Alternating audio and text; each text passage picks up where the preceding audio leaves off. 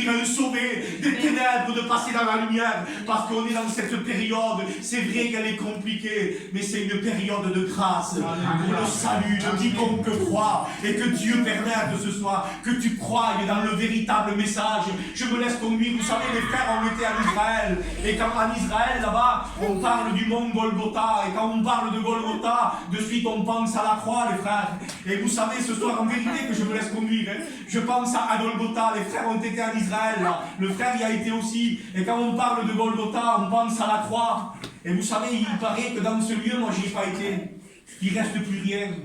La croix n'y est plus, il reste peut-être, il y a des bus qui se garent là au mont Golgotha. Mais qu'est-ce que je voudrais vous dire ce soir? Que malgré qu'en Israël, le mont Golgotha, peut-être il y a des cars qui se garent et l'endroit n'y est plus, le site n'y est plus. Mais je voudrais ce soir que tu comprennes quelque chose, c'est que même en Israël, s'il n'y a plus le site, si au mont Golgotha, des cars sont en train de se garer, il reste ce soir dans cette réunion à Ornès, il reste le message de la croix. Amen. Il y a encore le message ce soir. Le site en Israël, il n'y est plus, la croix a disparu, mais il reste le message pour te sauver. Parce que ce n'est pas un endroit, c'est une personne qui veut te sauver. Et elle est au milieu de nous. Elle est présente. Et elle est de toute éternité. Celle-là, il n'y a personne qui peut. C'est une personne qui est de toute éternité. Même la mort ne l'a pas retenu. Le tombeau ne l'a pas retenu. Il est vivant. Et il est capable de venir dans ce lieu ce soir. Venir toucher ta vie. Venir toucher ce soir ton cœur. Et réellement te transformer. Oui, Dieu est vivant ce soir. Amen. Dieu est vivant. Je voudrais t'exhorter ce soir. Vous savez, le frère a parlé beaucoup de vérité. Il dit on prêche la vérité. Mais il semblerait qu'une bonne réunion, c'est quand les gens entendent la vérité. Mais je voudrais vous dire, mes frères et sœurs, ici, dans ce local, je connais le frère, et on prêche que la vérité. Pourquoi je dis ça? Parce qu'une bonne réunion, les gens disent que c'était une bonne réunion. Mais une bonne réunion, c'est pas simplement d'entendre des vérités à toutes les réunions. C'est de recevoir la vérité.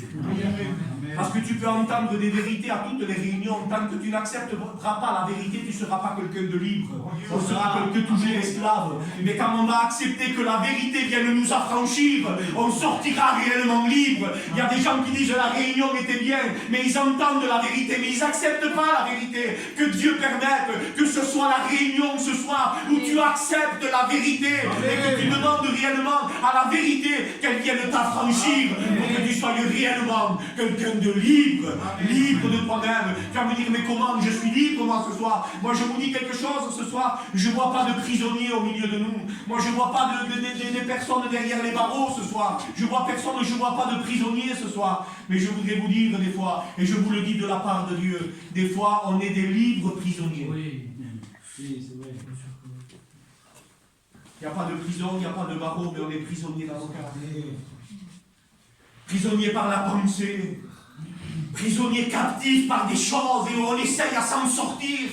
Mais ce soir, je ne te prêche pas un homme, je te prêche le Dieu de la délivrance, le Dieu du salut, le Dieu qui est capable ce soir de venir t'ôter de ta prison et de te dire, je suis là ce soir, je te sors de ces ténèbres et je te mets dans mon admirable lumière.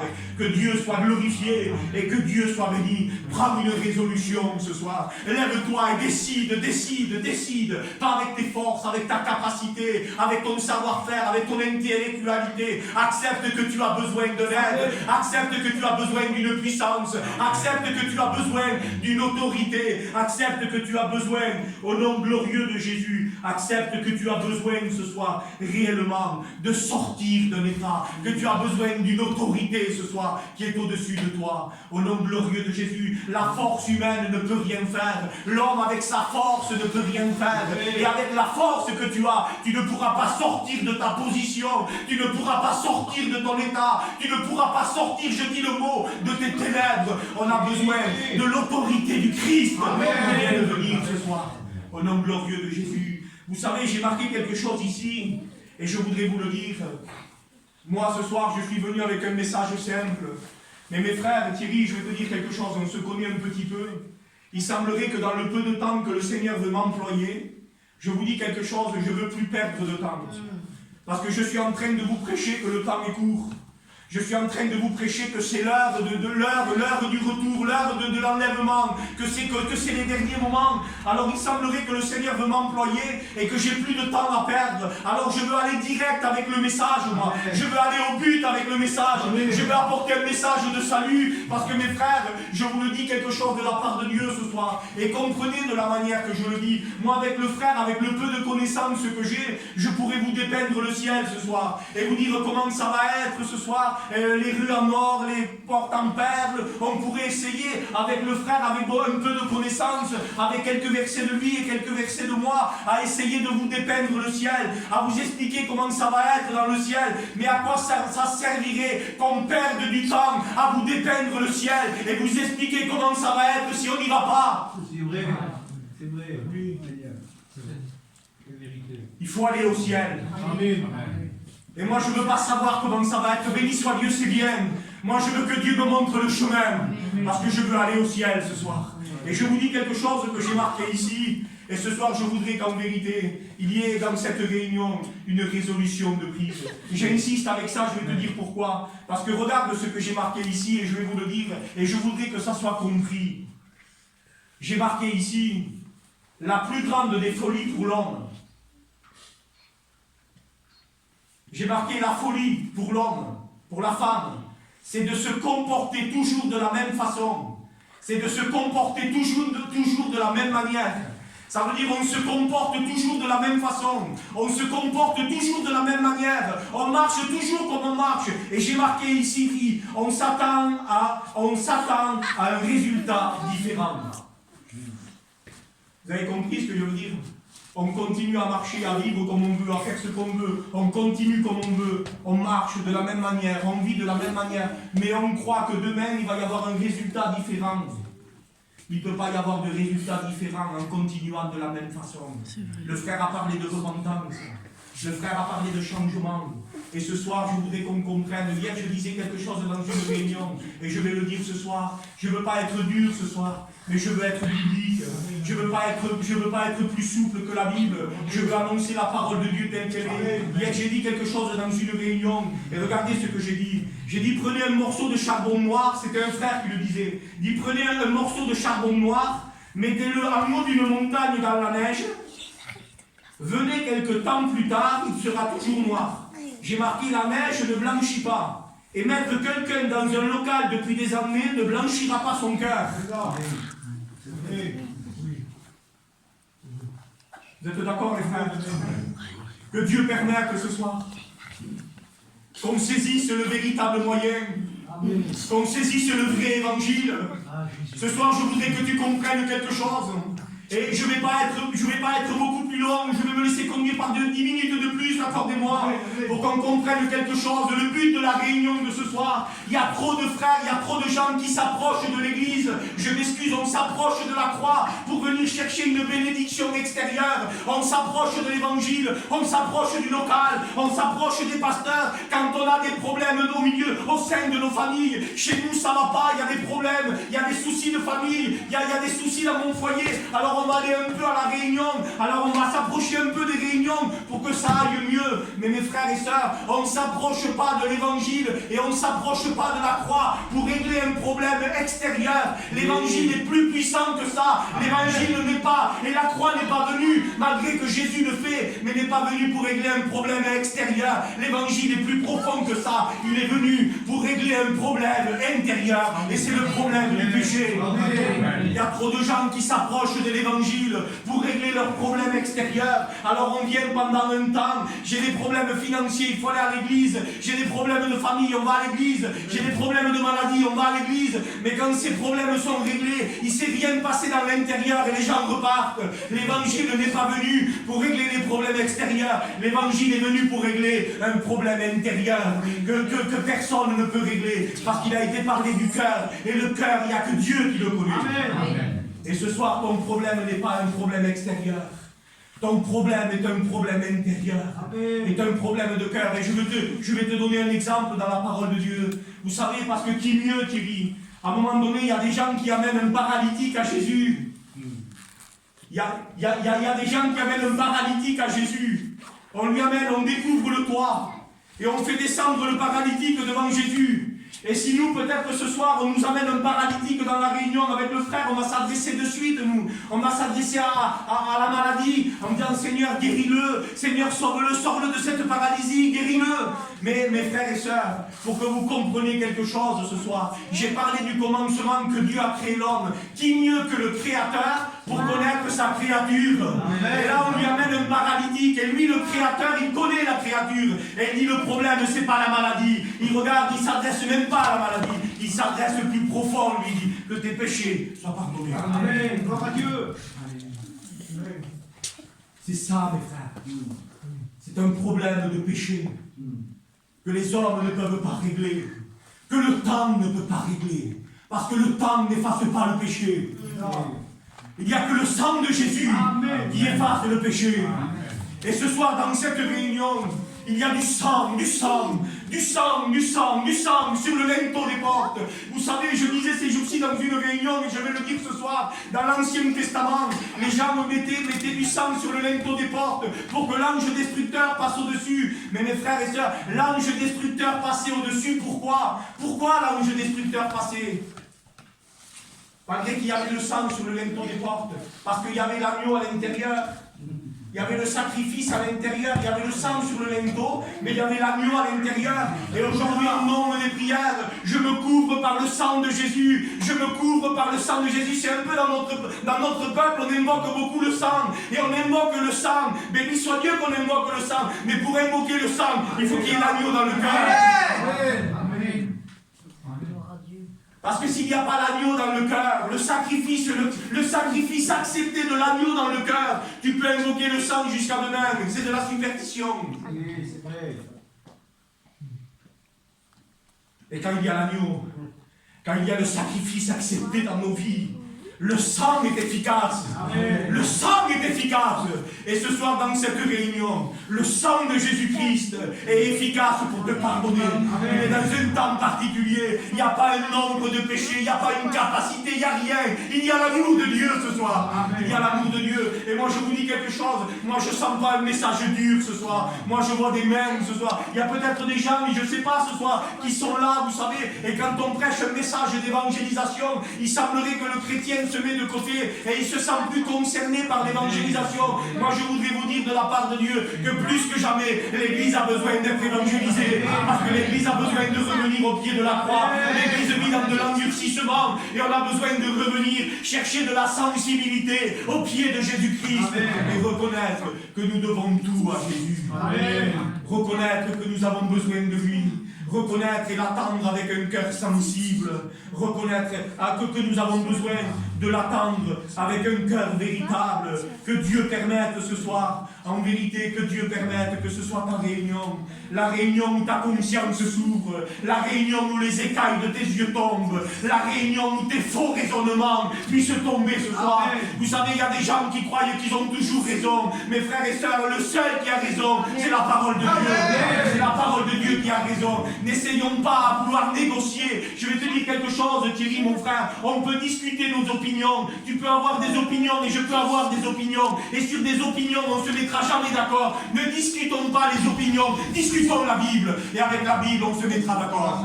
Parce que si le frère a une opinion et que moi j'ai une opinion, mais mes frères, on ne discute pas des opinions. C'est pas biblique ça. Tu as ton opinion et j'ai le mien. Ce qui compte, c'est qu'on discute la Bible. Et avec la Bible, on se mettra d'accord. Parce qu'elle, elle a toujours raison. Et elle enlèvera la raison de l'homme.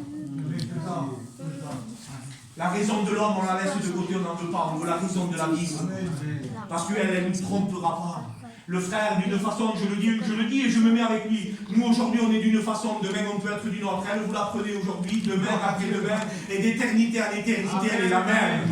Et elle ne change pas. Alors, je voudrais ce soir que tu te réfères à un salut, que tu te réfères à la parole de Dieu, et que tu comprennes ce soir qu'il est l'heure de ta résolution, qu'il est l'heure que tu prennes une décision. C'est plus le temps de venir au local, d'en ressortir, d'écouter des prédications en disant je sais, je connais, je note. Dieu nous demande de mettre en pratique la parole de Dieu. Dieu nous demande de la pratique. Dieu Dieu nous demande de la pratique. Et ce soir, je vous dis quelque chose, mes frères et sœurs. Je suis un très jeune serviteur et un petit serviteur avec très peu de connaissances. Et Dieu sait que je le dis sans aucune, je le dis avec vérité de cœur. De la capacité humaine, il n'y en a pas. Mais ce qui réjouit mon cœur ce soir, c'est de savoir que Dieu ne m'a pas envoyé pour bien prêcher. Dieu m'a envoyé pour dire la vérité. Amen. Ce soir, c'est la vérité de la parole de Dieu. La vérité qui affranchit, la vérité qui rend libre. Parce qu'en capacité humaine, il n'y en a pas. En connaissance humaine, il n'y en a pas. Mais en vérité, il y en a. Parce que je prêche la Bible. Je ne prêche pas comme l'apôtre Paul a pu dire. Nous ne prêchons pas nous-mêmes. Nous prêchons le Christ. Celui qui est au-dessus de tout. Et ce soir, je voudrais que tu comprennes. Que tu comprennes que tu as besoin de te mettre en garde. Mes frères, laissez-moi vous dire ce qui me vient par l'esprit. Et je le dis. Vous savez, aujourd'hui, on appelle des gens avec un grand renom, avec une grande connaissance, en disant tel homme, il va venir, il va prophétiser sur ma vie. Je voudrais que tu comprennes ce soir qu'il n'y a pas plus grand prophète que toi. Amen. À quoi ça sert de venir prophétiser sur une vie, mon frère? On va déplacer un homme d'un tel endroit avec tant de missions pour venir prophétiser sur quelque chose que tu sais. Mais pourquoi faire? Vous avez un pasteur ici, venez le trouver. Le pasteur est là, il est dans l'œuvre, il travaille pour l'œuvre, il est là pour vous aider. Venez le trouver, reconnaissons ce soir que celui qui a raison, c'est Dieu, et que c'est nous qui avons tort, qu'on est en train de s'égarer par de faux raisonnements, que le monde est en train de nous conduire dans une direction qui n'est pas la bonne. Mais ce soir, la parole de Dieu, la lumière de la parole de Dieu est annoncée dans ce local. Je disais tout à l'heure, et j'en reviens à cette parole parce qu'elle me vient. Vous savez, je vous dis quelque chose, et Dieu sait qu'Éric te demande pardon, mais je dis ce qu'il y a dans mon cœur. Parce que vous savez peut-être que je ne reviendrai pas. Ça fait 5 mois, je prêche l'heure du Seigneur. Ça fait peut-être que je ne reviendrai pas. Aujourd'hui, on parle de rétrograde. Je ne sais pas s'il y en a ce soir, moi. Et que Dieu fasse qu'il n'y en ait pas. Mais c'est pas parce que même qu'on est dans l'église qu'on n'est pas des rétrogrades. Parce que vous savez, aujourd'hui, on va voir quelqu'un qui est passé dehors, là, et qui était dans l'église. On va le voir passer, on va dire, ah, lui, il était dans l'église. C'est un rétrograde, lui. On le voit passer dehors, on le voit au bar, on le voit avec la cigarette, car c'était un chrétien de l'église. Aujourd'hui, c'est un rétrograde aux yeux des gens, mais c'est un rétrograde déclaré aux yeux de l'Église. Mais il y a peut-être des rétrogrades déclarés qui sont dans l'Église. C'est ça. Amen. Amen. Et qu'est-ce que je veux dire ce soir? Je ne dis pas ça pour juger personne. Je veux te dire ça pour arriver à quelque chose de bien précis. Quand le fils prodigue, il est parti de la maison du Père.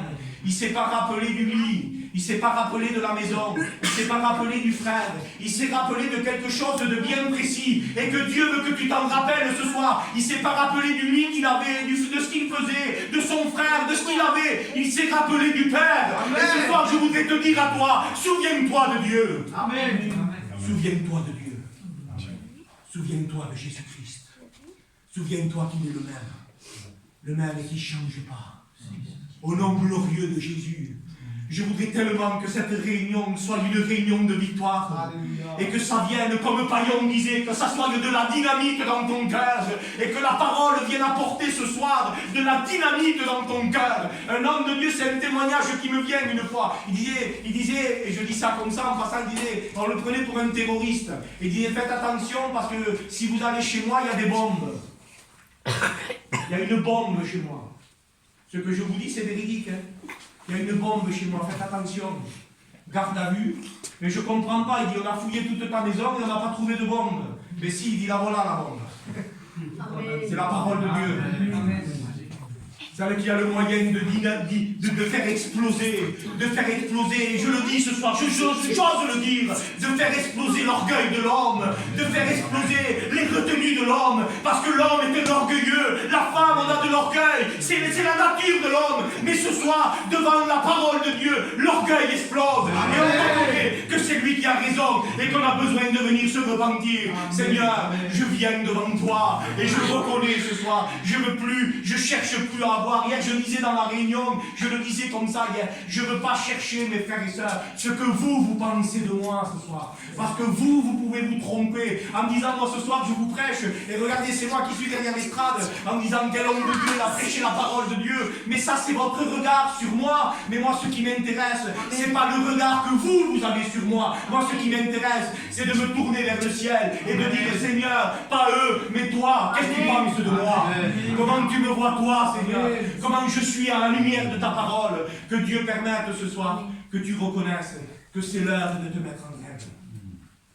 que c'est l'heure de la résolution, que c'est l'heure de la décision. C'est l'heure ce soir. C'est l'heure. Et l'heure, elle est courte. L'heure, elle passe vite. C'est l'heure. Qu'est-ce que tu vas faire ce soir? On attend la prochaine réunion pour se mettre en règle. On attend l'autre. On attend un autre pasteur avec un autre message qui prêche plus calmement, qui prêche plus doucement, qui prêche avec plus de connaissances, qui prêche avec plus d'amour. Il ne prêchera pas avec plus d'amour que moi. Vous savez pourquoi? Parce qu'on prêchera avec la même Bible. Si. Prêchera différemment, sûr, mais pas avec plus d'amour. Parce que je prêche le Dieu d'amour. Amen. Et ce soir, c'est une main tendue. Je voudrais simplement que tu reconnaisses que tu as besoin de lui. Je voudrais simplement que tu reconnaisses qu'en vérité ce soir, par tes capacités humaines, tu n'y arriveras pas. Et je voudrais que tu comprennes ce soir que c'est plus qu'une réunion, que c'est plus que l'heure d'une réunion, mais c'est l'heure de ton salut. Amen. Ce soir, reconnais que tu as besoin de te mettre en règle. Ne pars pas en vérité. Amen. Ne pars pas, et je termine avec ça parce qu'après on est long et on ne s'en rend pas compte après. Alors je ne veux pas être beaucoup plus long, j'arrête là. Je termine avec ces mots-là pour que tu les comprennes. Moi ce soir, je ne te connais pas. Dieu sait que je connais, j'ai vu des visages ici, mais je ne connais personne, parce que Dieu connaît nos cœurs. Alors je vais te dire juste ça et je termine. On va chanter un cantique.